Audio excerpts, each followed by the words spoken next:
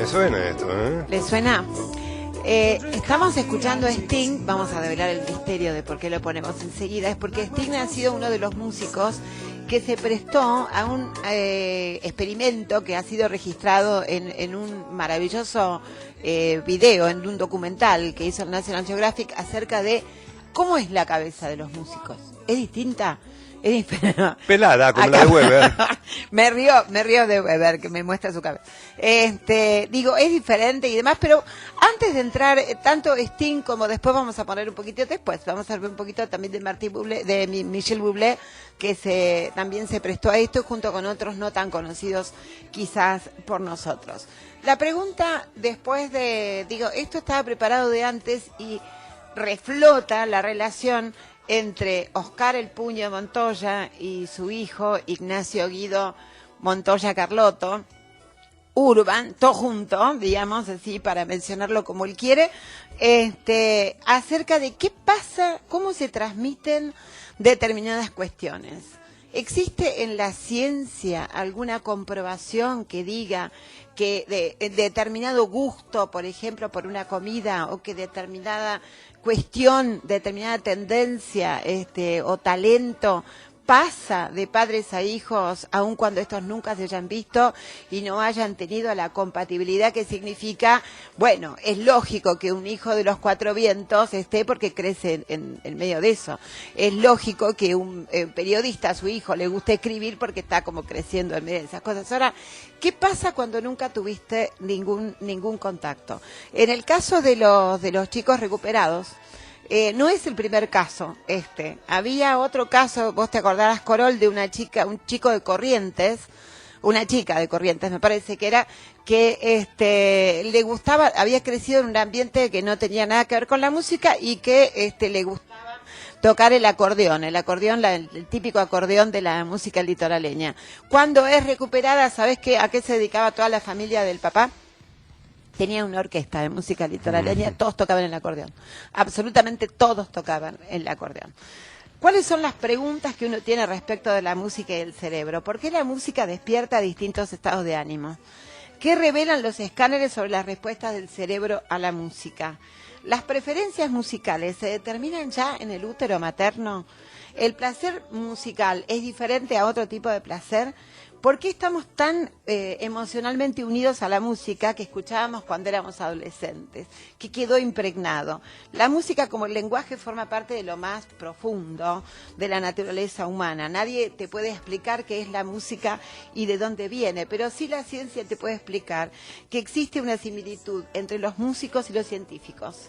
La mayoría de los músicos describen su trabajo como experimentos, como parte de una serie de esfuerzos destinados a explorar una preocupación común, un punto de vista, una sensación.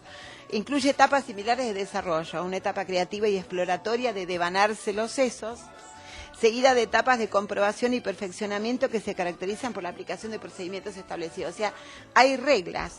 Los estudios de los artistas y los laboratorios de los científicos comparten también similitudes. Cuando hay un gran número de proyectos en marcha y todo necesita algún tipo de regla, pero en el medio está lo que los legos como yo llamamos magia y lo que se denomina talento.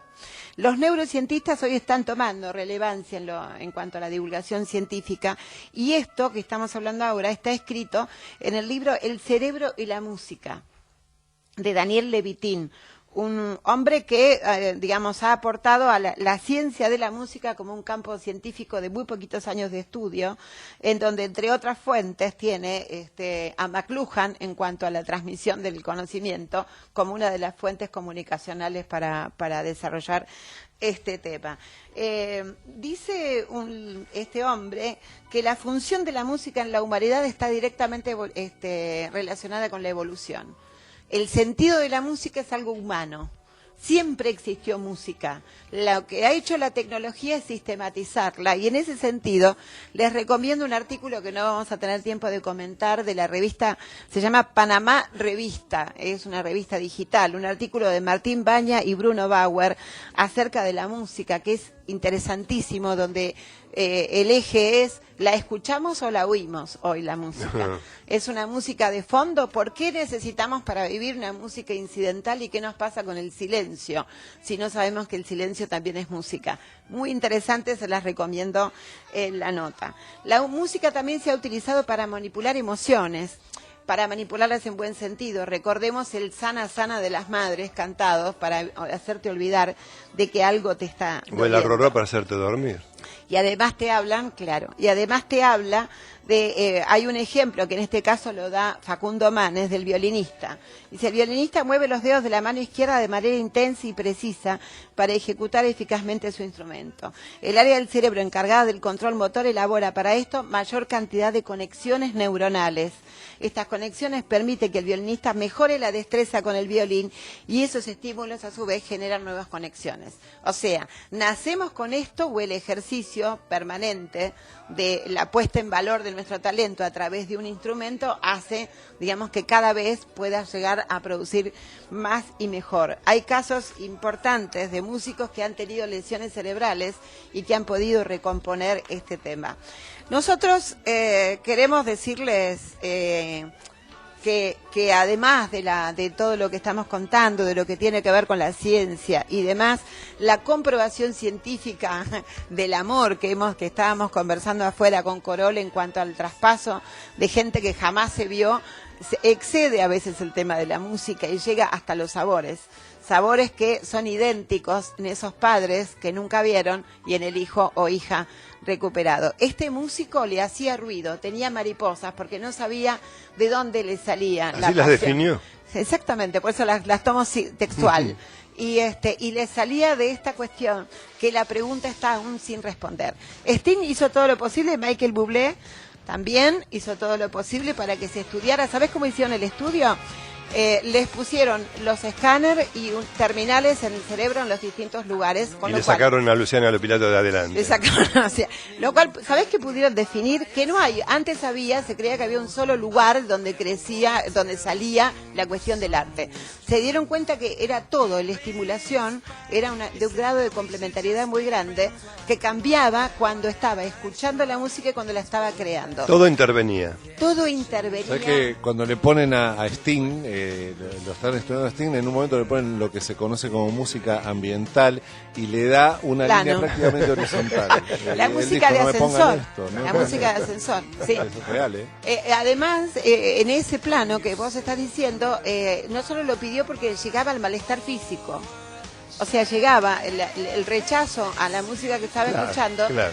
llegaba a un malestar físico, cambia las pulsaciones, cambia la irrigación sanguínea, Claro. Es muy impresionante. Adherimos de manera distinta a ese estímulo, ¿no? Y cuando él tenía que, cuando él ejecutaba era una manera y cuando lo pusieron a prueba de que creara en ese momento, hiciera una improvisación, era otros los movimientos. Francamente lo recomiendo, está en internet, se llama El Cerebro Musical y es del National Geographic el material. Los psiquiatras tienen además una doble función, a veces son músicos. A veces son músicos y en este caso son músicos y vascos. Yo creo que imagines una combinación de músicos, psiquiatras, vascos, que además han hecho una rama que le llama el rock psiquiátrico en Bilbao. Ellos van a recomendarnos exactamente aquello que toda esta rama de la ciencia dice que no hagamos más. Toma la medicación.